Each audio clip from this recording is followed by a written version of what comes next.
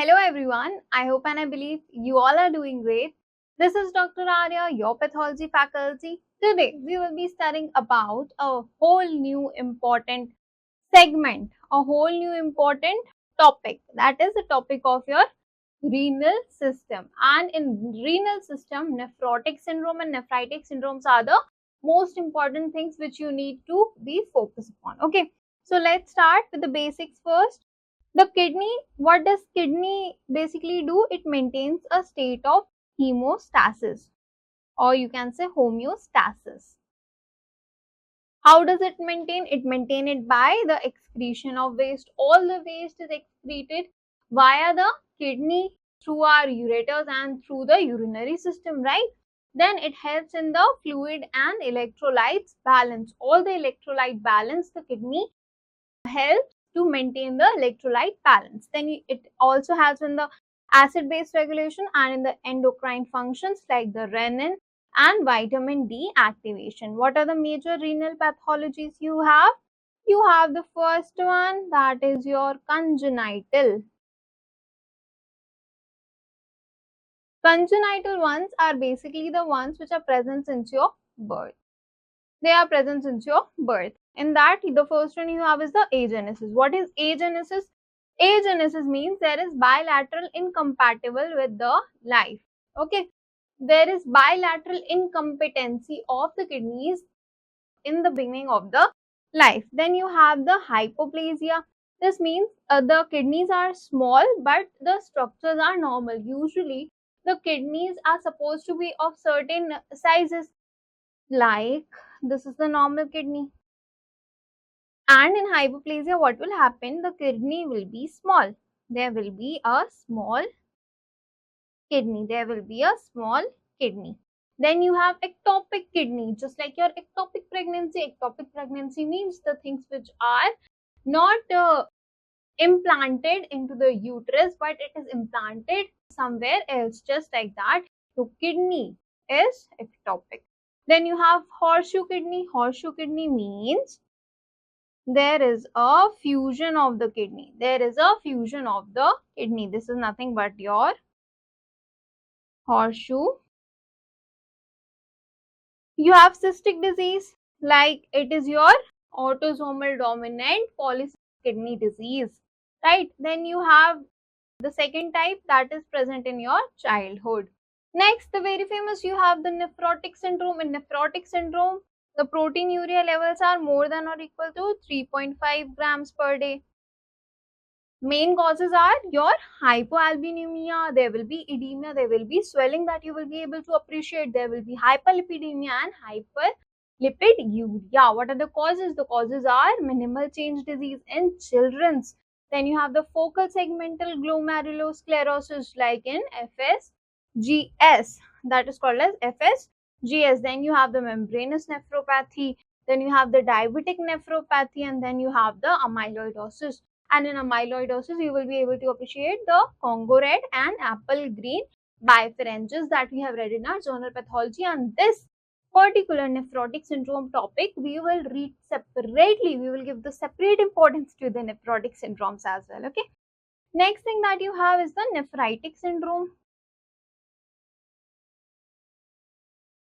In the nephritic syndrome, what will happen? There will be hematuria, there will be blood in the urine, there will be oliguria, there will be small, scanty amount of urine, there will be azotemia and hypertension. What is the causes? The causes are PSG, and that is post-streptococcal glomerulonephritis. There will be rapidly progressive glomerulonephritis and IgA nephropathy and Alport syndromes. And you know what? In Alport syndrome, you are able to see a defect called as the woven basket effect, that we will read separately as well. I'm just giving you the hint.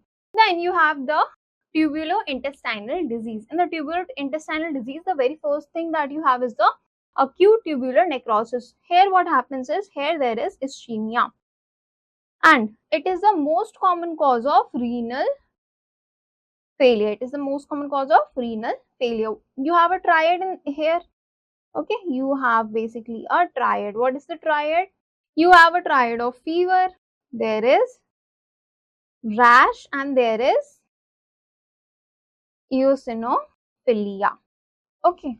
Next you have is the vascular disease. In vascular disease, what you need to note down is that there is benign nephrosclerosis or there is malignant nephrosclerosis. After that, there can be renal artery stenosis, which will further lead to the secondary hypertension. Okay. Then what are the causes of renal failure? The causes of renal failure can be, there can be acute kidney injury, there can be any injury to the kidney which has led to the failure of the kidney, right? There can be chronic kidney disease, there can be a disease which is prolonged, which was for more than or equal to 4 weeks, which further developed into a chronic kidney disease. It is progressive and irreversible. Okay. The causes are diabetic hypertension and glomerulonephritis. Then you have the obstructive uropathy. Obviously, the name is only suggesting obstruction. There is certain obstruction in your urinary pathway which is leading to developing this kind of diseases, right?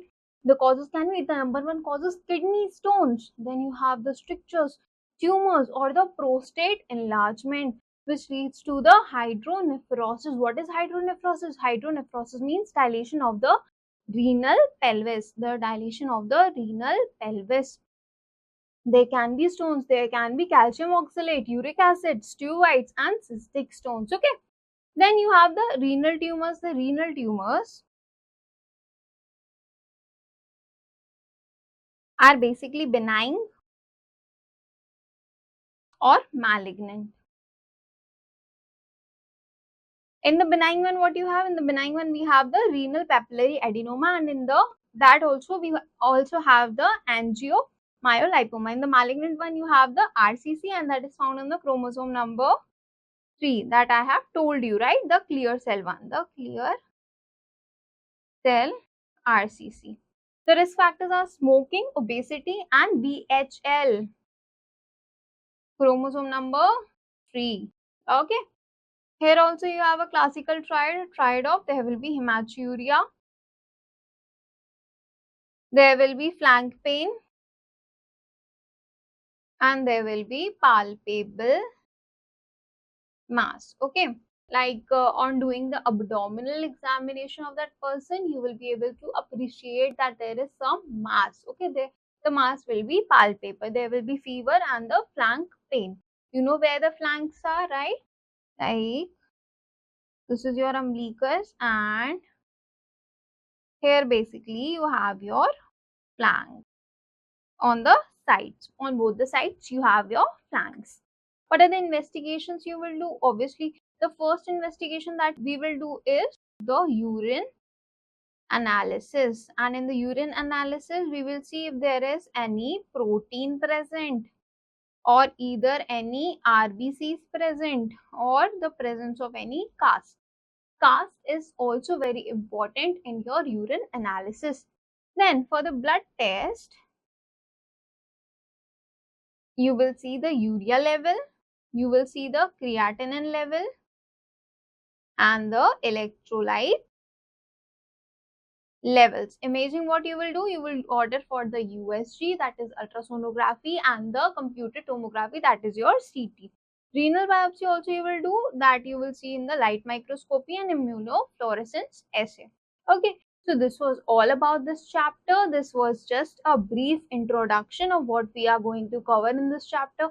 Main focus in this particular segment should be on the nephritic syndrome and the nephrotic syndrome, because from nephritic and nephrotic syndrome you will be getting a long answer question, you will be getting a case diagnosis question. So your main focus should be on that. Okay, and the kidney functions you all know from your physiology lectures also. Okay, so I guess we are done with this chapter. Just remember the triads also, and the obstruction causes, you know, the renal cell carcinoma, just remember that, and the VHL, remember that. Investigations, what are the investigations that you will advise, and try to club all the clinical features and investigations in one page that you will be writing for that particular thing, so that will be very easy for you at the end of your exams. Okay, so I hope I made myself very clear. If you are having any sort of doubt, please feel free to reach me. Please feel free to DM me. Thank you so much.